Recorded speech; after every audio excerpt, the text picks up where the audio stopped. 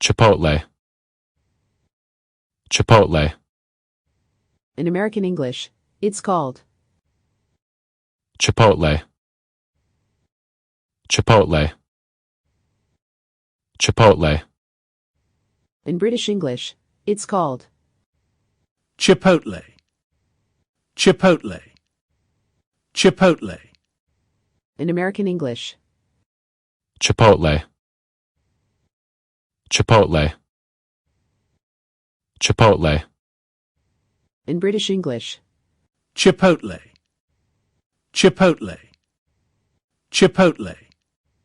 Okay, that's all for today's lesson. By the way, do you know that with 3,000 words, you can understand 90% of everyday English conversations, newspapers and so on? Our channel will teach you these most commonly used English words.